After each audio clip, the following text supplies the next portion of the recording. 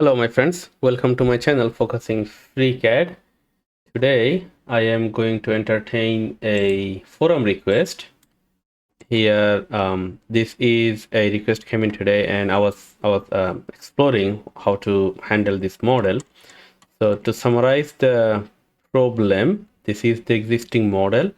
The original poster is trying to mimic this model, actually the outside beautification of this, and we discussed different idea, and eventually the path array from draft workbench worked.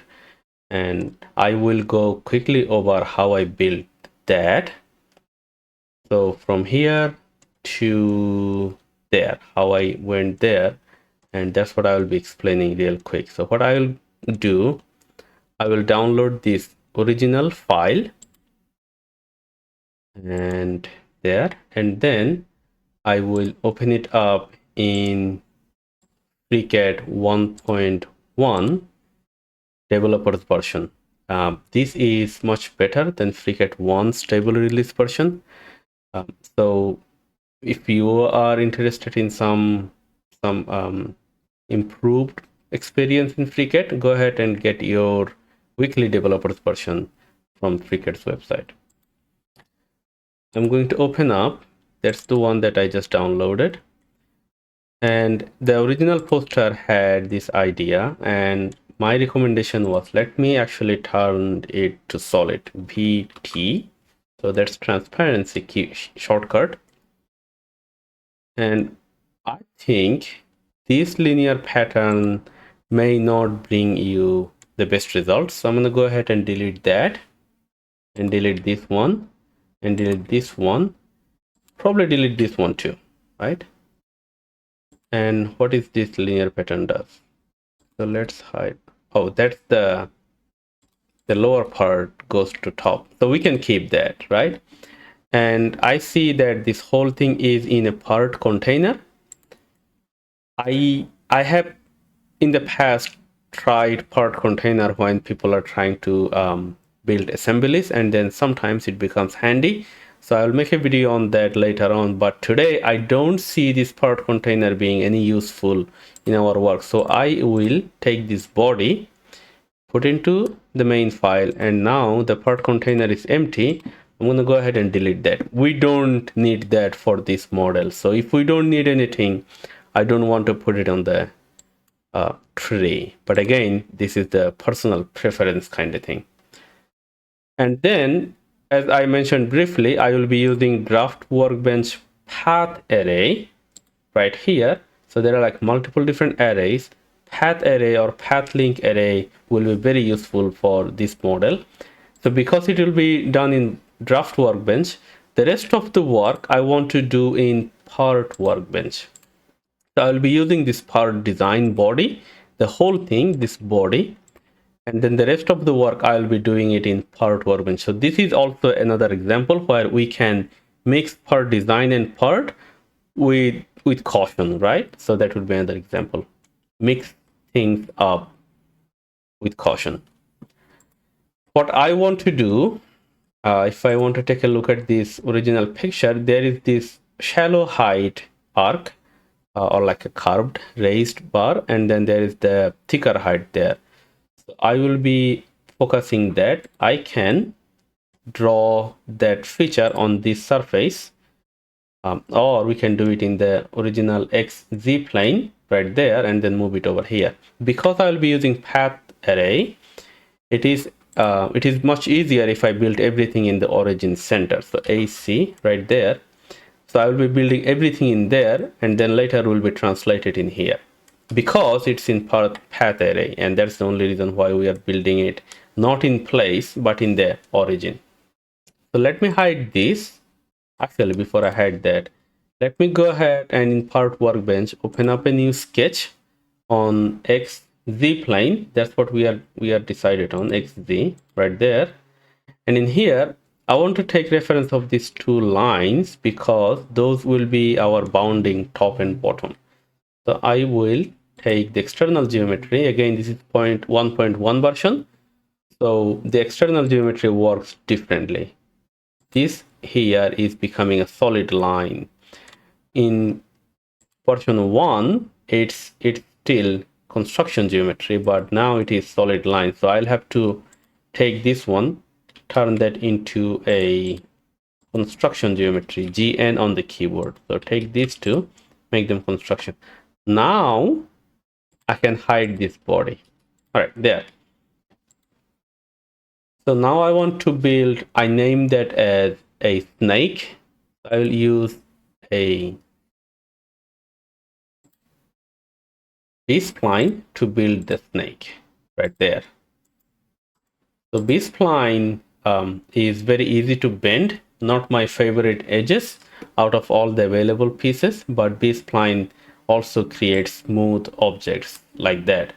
So I created very simple B-spline, and it has 4 points, one at top, one at the bottom. So this top and bottom edges taking the reference from this lower and upper reference that we got. And if you'll notice, there is a symmetry applied automatically, which puts our beginning of the B-spline line right in the middle. So if you don't want to apply the symmetry, you can, so here is the constraints. So you can take them out and then put that on this axis. Either way is fine. All right, then let's make it, let's make this one symmetry. So take these two and want to make it symmetric by this vertical axis. So hit S on the keyboard and there it is. Now it's moving up and down. We want to bring it in halfway there. So another way to do it in halfway is take a construction geometry, make that construction, and take a line that goes through, right? And take this upper edge, lower edge, and this line, we can't take that line. Take this. Oh, it doesn't work. So what I'll have to do is, actually, it's much easier this way. Hold on. Delete that last line. There, we deleted it, right? But I'll make it very simple. I'll take a line from here that goes up and from the middle that goes down. And these have vertical constraints. Now I can just take these two and make an equality constraint, E on the keyboard. So now this is midway. The only open constraint is on degree of freedom is this horizontal distance. We can apply any distance we want. So I will leave this one to the user's choice. You can make it 10 and then apply a name. So I'm gonna say snake break. I don't know why I say that break, but like, no, it breaks in the middle, right? So later on, you can come and then apply a 12 millimeter here or like 8 millimeter. So it becomes like skinnier or like fattier. All right, that's my base sketch. It is sitting little bit above the origin, which is fine, I guess. But if it not, we can always come back and then fix it. I'm going to rename this sketch as sketch snake spine. Okay, there it is. That is our one snake. I guess I'll have to apply another one in there, but we will think about it when we go there. Now I will create another sketch on XY plane, and this will be a, all right, let's switch it back to solid geometry. And this will be a small circle, right? And let's say this one, this will be the smaller one. So let's say 2 millimeters. Now, if you want it right here, all right, we'll come back to it. But so now this circle is sitting at the origin. We can take it, place it right where this B-spline starts. We can do that. So that is called attaching, like, mapping a sketch attachment. So we will go into the sketch, actually rename that now, sketch small circle. All right. And then in the map mode, go in there, and the first selecting where it says selecting, select this vertex, this point, and you select that. As soon as you select it, this sketch moves upward and it says translate origin. What it does is it won't change any orientation, just move it up and down. It still keeps on XY plane, That's what we need. We hit OK. There, the sketch is right there. Now what we can do, we can take this small circle and then make a sweep along this curved spine. So that would be this. You don't have to select anything. Go to sweep and select this small circle, move it over here by double clicking on it, and then sweep path. What we want to do, we want to take this free net off and then make it solid, and now select on sweep path and select this from the 3D view. You'd always have to select this path from the 3D view. It doesn't work from the available profiles, right? And hit done, hit OK, and that is my first snake, right? Pretty simple. We will do the same thing one more time. So what I will do is hide this snake, actually make that say small snake. Okay, now I want to create another sketch on XZ plane, the same plane. And then this time, all right, let me see what I can do. I can bring in this sketch, the underlying sketch, this small snake, I think. So there it is. That's the snake spine. We can draw a reference from there. So now it is working as a solid edge. Now take that and mirror it against this axis. There. So the mirror is created as a construction geometry. Let's make that solid geometry by pressing GN on the keyboard. And we can probably delete this right now. There. So we have only one B-spline. You see the previous edge is showing because it is visible from the tree. We can go there and then hide this. So on this sketch, we actually have only one. And it says under constraint. I can spend like 10 minutes constraining this like we did in the first one, but I will leave that up to you, right? We will just leave it like that and hit OK. So there it is. That's my second spine. And let's rename that as sketch snake spine 2. Right. And we will do the same with the circle, or we can just take this circle, Control C, and then only select. So take everything off, only select that circle and hit Control B. So it creates a copy, rename that as large. Let's make that an oval this time, right? So now it's sitting right at their location, so which works fine. Now double clicking on it, let's say I want to make it a construction, so like deactivate that, and then I want to make it an oval, so ellipse. Right, let's do that. I'm doing this so you know that you have more freedom on the profile that you are working on, right? So I want to make it a bigger, little thicker. Let's see how it plays out. There are 3 degrees of freedom. One of them is this. So I want to take this point and take this axis, hit C on the keyboard. Oops. So take that point, take this axis, hit C on the keyboard. That places a point on edge constraint. And then let's say I want to make it bigger. So maybe take this, make it 1.25, right? And take this, say 3.25. So that's my profile. I don't know how it will turn out, but we will see. So this is the spine 2, this is the spine 1. So we keep spine 1 hidden, keep the spine 2 visible, and then remember about this large oval. Right now go to sweep and take that, make it bigger. So take this large oval and then take the free net off, create solid. Sweep path would be this one. That's the spine 2. And hit OK. So there it is.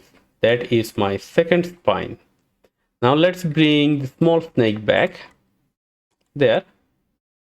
it looks a little different, but you see what I was going for, right?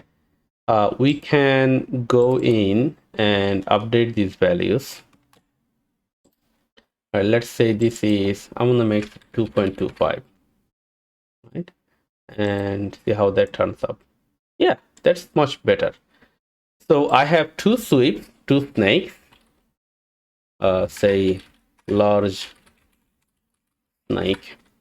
And now, because I'm not sure how familiar you are with part workbench, in part workbench, things are not added or subtracted by default. So this snake is completely independent than from this snake. So they are still detached. So what I'll have to do, I'll have to take these two, make them a fusion, so union, and that is our, let's say, snakes. So in part workbench, you would get that by default. In part design, sorry, I took it the other way. In part design, you would get that by default, this Boolean operation. In part workbench, you have the freedom to choose which one to add, which one to deduct. And then still you can go in there and update those sketches parameters, and it will be reflected. So we have the snakes, we have the body. Now is the big task of placing this snake around this body. And we will be doing that using a path array. And that path will be placing everything from this model where these sketches are. So essentially, the path will be starting this, taking this as the center. So let's see how that plays out. We will need a path. So what I'll do, I'll take this lower edge, this edge. So keeping your control pressed on the keyboard and select all the edges.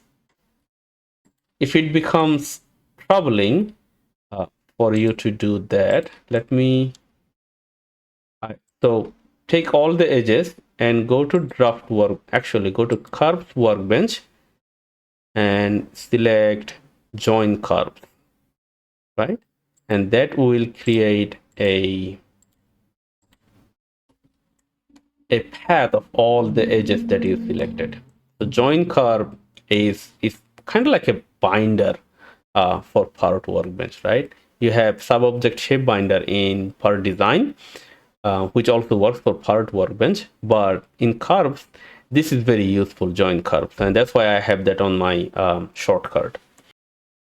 All right, so if you are having difficulty selecting these edges all around, what you can do is you can go to the body, and on the view tab, you can come here and say wireframe, and that will make it easier. We want to take these edges, so select all the edges and make a join curve.